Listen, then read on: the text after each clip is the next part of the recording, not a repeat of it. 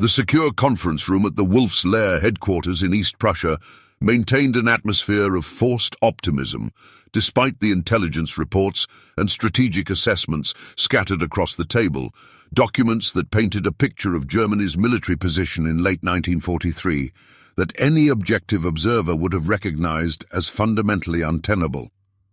The surrender at Stalingrad had eliminated an entire army. The defeat at Kursk had broken Germany's last major offensive capability on the Eastern Front.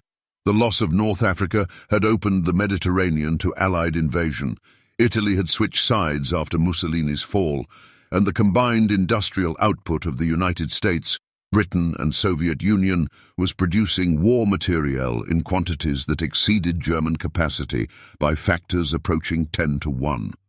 Field Marshal Wilhelm Keitel stood before the maps with General Alfred Jodl, both men understanding that the rational strategic course at this juncture would be seeking negotiated settlement before Germany's position deteriorated further, before Allied forces invaded France and opened the second front that would make Germany's strategic situation completely hopeless, and before the bombing campaign reduced German cities to rubble.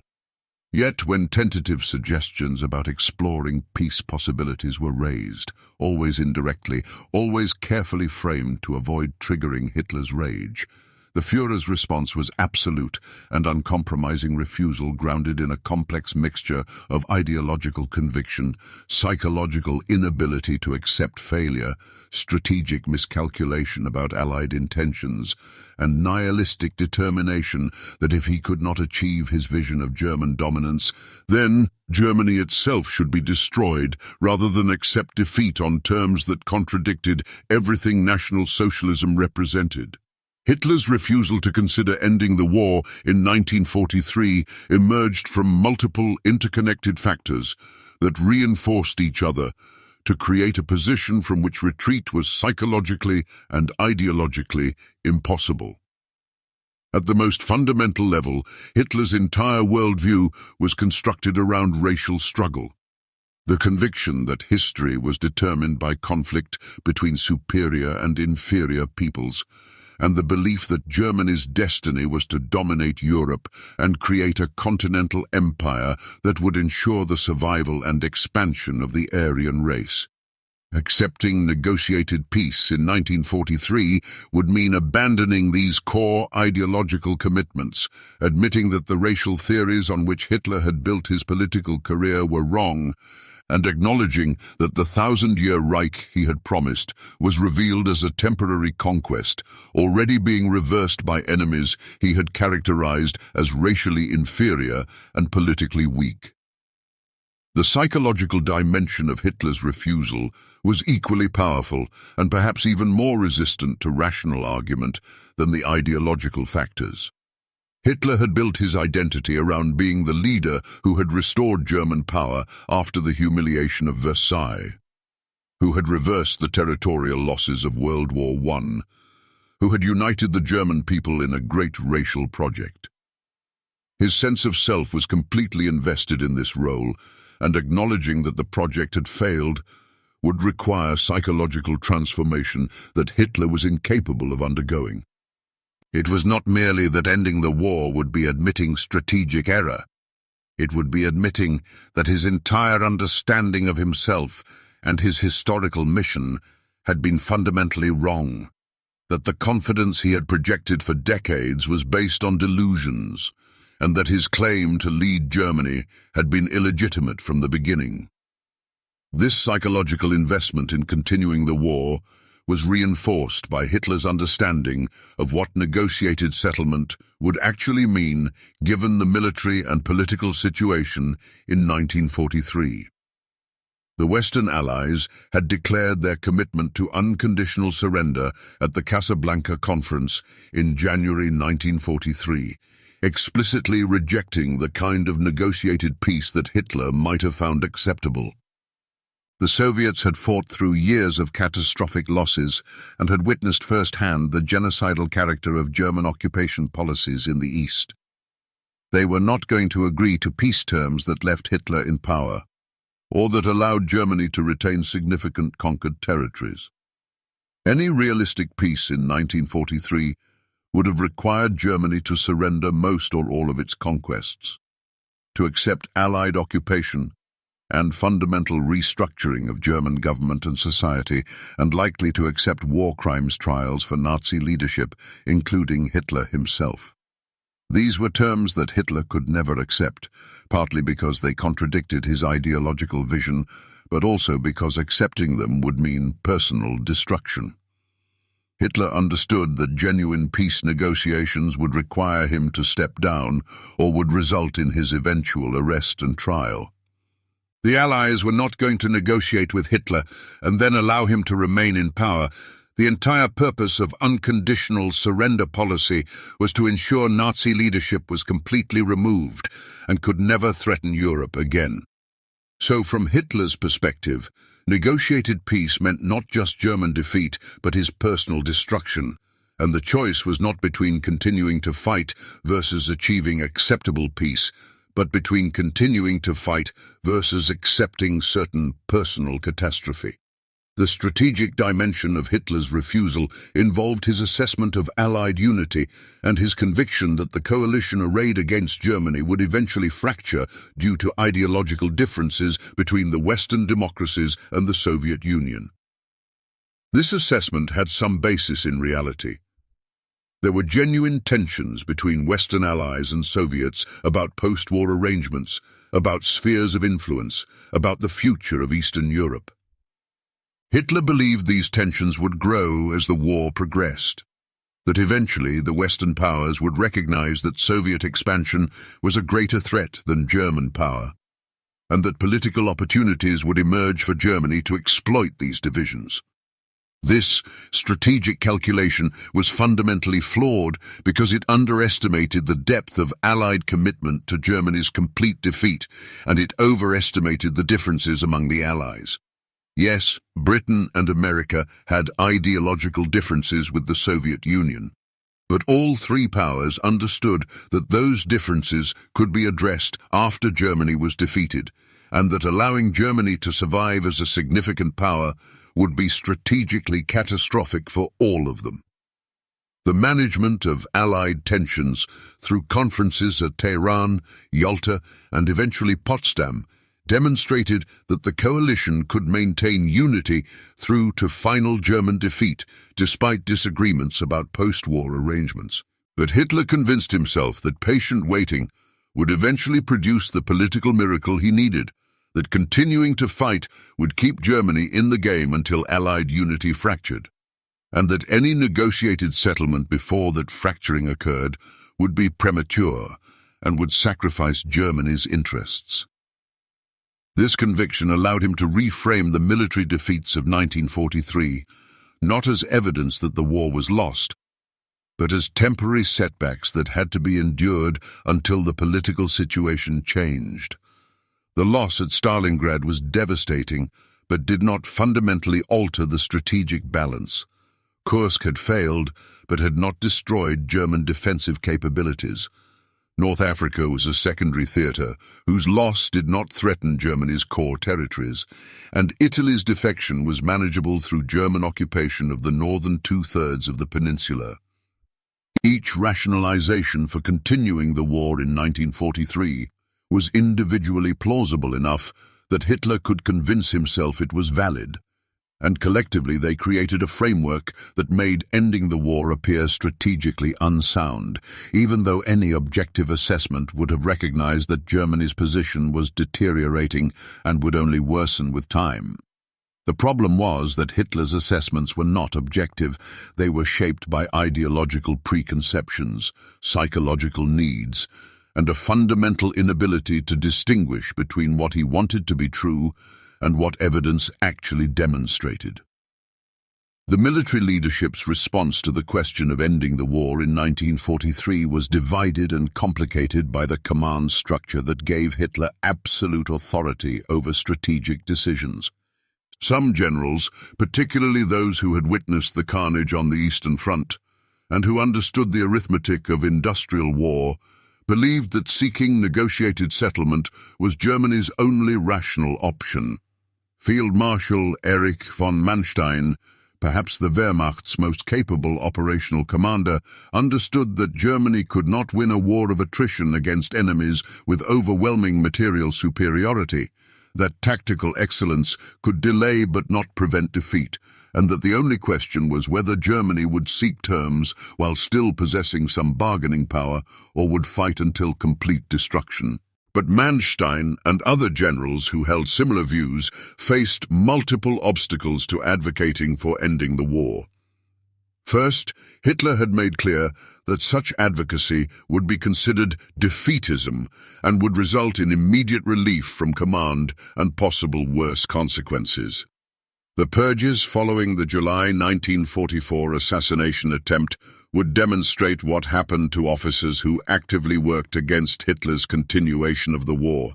But even before that plot, the atmosphere was such that openly arguing for peace negotiations was professionally and personally dangerous. Second, the generals' oaths were to Hitler personally rather than to Germany in the abstract, and the military culture emphasized obedience to lawful authority. Even when that authority made decisions the subordinates considered strategically unsound. Third, many generals shared Hitler's conviction that unconditional surrender was unacceptable, that some form of negotiated peace was necessary, but that achieving such peace required continuing to fight to improve Germany's bargaining position, a logic that trapped them in supporting continuation of the war, even when they recognized it was probably lost. The alternative voices arguing for peace in 1943 came primarily from outside the military command structure, from civilians who understood the economic and social costs of continued warfare, and from some Nazi officials who recognized that the regime's survival might require compromise. These voices were systematically marginalized or silenced through the Nazi power structure that made Hitler's authority absolute and that treated dissent as treason. The few attempts to reach out to Allied powers about possible peace terms were either unauthorized initiatives by individuals without authority to negotiate on Germany's behalf, or were probes that received such clear rejections that they demonstrated the futility of expecting negotiated settlement that Hitler would find acceptable. The ideological dimension of Hitler's refusal to end the war involved his understanding of what National Socialism meant and what it required. The Nazi project was not merely about German power or territorial expansion, it was about racial reorganization of Europe, about creating hierarchies based on perceived racial worth, about eliminating populations considered inferior or threatening. The genocidal policies that characterized German occupation in the East were not incidental to Nazi ideology, but were central to it. And accepting peace terms that would require abandoning these policies was, from Hitler's perspective, abandoning the core Nazi mission. This created a situation where peace was ideologically impossible, even if it had been strategically desirable. Hitler could not agree to withdraw from occupied territories and allow Jewish populations to survive, could not accept that Slavic peoples would not be subordinated to German racial dominance, could not abandon the Lebensraum project that had been the geopolitical justification for the entire Eastern campaign. The war aims that Hitler had established were so fundamentally at odds with any peace the Allies would accept that there was no negotiating space where compromise was possible. This was not a war about border adjustments or spheres of influence that could be settled through diplomatic haggling. It was a war about the fundamental organization of European society and about whether Nazi racial ideology would be allowed to be implemented. The economic factors that should have argued for ending the war in 1943 were visible to anyone who examined Germany's industrial situation objectively. Albert Speer, as armaments minister, had managed impressive increases in German weapons production through rationalization and efficiency improvements. But Speer also understood that German production was being exceeded by Allied output and that the gap was growing rather than shrinking. American factories were producing aircraft, tanks, vehicles, and ships in quantities that seemed impossible by traditional European industrial standards. Soviet industry, relocated beyond the Urals and thus safe from German attack, was producing weapons in numbers that allowed the Red Army to sustain offensives despite suffering casualties that would have broken other military forces. British industry, supplemented by American Lend-Lease, was maintaining forces in multiple theaters, while also contributing to the strategic bombing campaign against Germany. Speer's attempts to explain these economic realities to Hitler were frustrated by the Führer's conviction that will and determination could overcome material disadvantages, that German quality would triumph over Allied quantity, and that wonder weapons under development would restore the balance. The V-weapons program, the jet aircraft development, the new U-boat designs, each represented technological advancement that Hitler believed would decisively shift the war's trajectory. The reality was that these weapons came too late, in too few numbers, and could not compensate for the overwhelming material superiority the Allies possessed across all categories of military production. The strategic bombing campaign that was devastating German cities throughout 1943 provided another argument for ending the war before further destruction occurred. The combined British night bombing and American daylight raids were systematically destroying Germany's urban centers, killing civilians by the thousands, disrupting industrial production, and demonstrating that Germany could not defend its own territory against Allied air power. The human and economic costs of this campaign were enormous and growing, yet Hitler's response was to insist on continued resistance rather than to consider whether ending the war might save German cities and population from further destruction. The nihilistic dimension of Hitler's refusal to end the war emerged more clearly in 1943 than it had in earlier years when German victory still seemed possible. Hitler's statements to close associates began to reveal a conviction that if Germany could not achieve dominance, then Germany's destruction was appropriate, that the German people had proven themselves unworthy of his leadership by failing to achieve victory, and that their suffering was justified by their weakness. This nihilism would become more explicit in the war's final years, culminating in the Nero Decree ordering destruction of German infrastructure. But the seeds of this thinking were visible in 1943 when Hitler began to frame continued fighting not as path to victory, but as test of German will and determination. This nihilistic framework made ending the war impossible because it removed the normal calculus that would lead leaders to seek peace when continued fighting became counterproductive. Traditional strategic logic suggests that when achieving maximum objectives becomes impossible, rational leaders seek to achieve whatever lesser objectives remain attainable while minimizing further losses. But Hitler's logic was different. Since total victory was the only acceptable outcome, and since total victory was becoming impossible, the appropriate response was total commitment to fighting, regardless of costs, with destruction being preferable to compromise. The 1943 situation presented several moments when ending the war might have been considered, but when Hitler's refusal was decisive. After Stalingrad in February, Germany had suffered a catastrophic defeat, but still controlled vast territories and maintained substantial military forces. A negotiated settlement at that point might have salvaged something from the eastern conquests and might have avoided the subsequent 2 years of destruction. After Kursk in July, Germany's offensive capability was broken, but defensive capabilities remained substantial, and some settlement preserving German control of core territories might have been imaginable if Hitler had been willing to abandon the extreme war aims that made the conflict fundamentally non-negotiable. After Italy's surrender in September, Germany faced the prospect of defending against Allied invasion from the south, while maintaining forces in the east against Soviet pressure and preparing for inevitable Western Allied invasion across the Channel.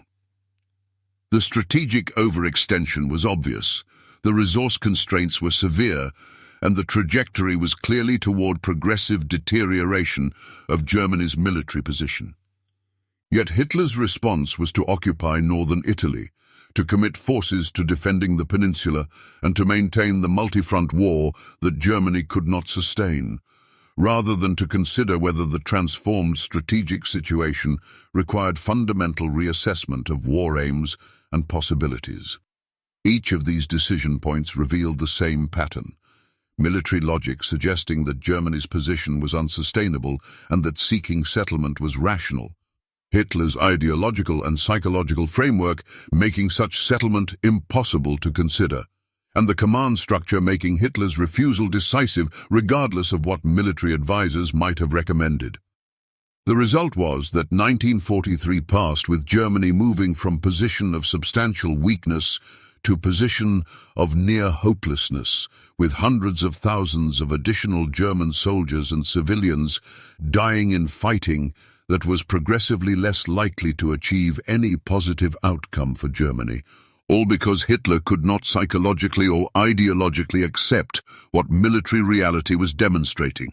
The alternative history question of what might have happened if Hitler had sought peace in 1943 is ultimately unanswerable but illuminating. The Western Allies were committed to unconditional surrender and were not going to negotiate terms that left Hitler in power or that allowed Germany to retain significant conquests. The Soviets had suffered over 10 million casualties by 1943 and were not going to accept peace that did not include substantial territorial gains and security guarantees.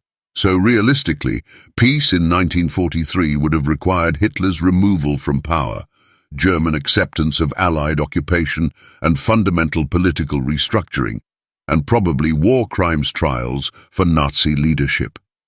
These conditions were so far from what Hitler could accept that peace in 1943 was effectively impossible regardless of military situation. Hitler's refusal was thus not primarily about strategic assessment of whether Germany could still win, but about his psychological and ideological inability to accept the only peace that was available. The choice was not between continuing to fight versus achieving acceptable settlement, but between continuing to fight versus accepting personal and political destruction. And Hitler chose to fight not because he believed victory was likely, but because the alternative was unacceptable. The consequences of Hitler's refusal to end the war in 1943 played out over the subsequent 18 months. The Normandy invasion opened the second front that made Germany's strategic situation hopeless. The Soviet offensives drove German forces back across Eastern Europe. The bombing campaign reduced German cities to ruins, and eventually Allied forces advanced from east and west to meet in the heart of Germany itself.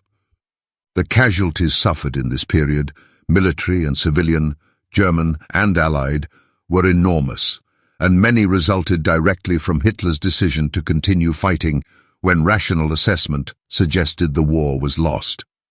When examining why Hitler refused to end the war in 1943, the answer involves understanding that for Hitler, ending the war on any terms that were actually available was psychologically impossible, ideologically unacceptable, and personally catastrophic.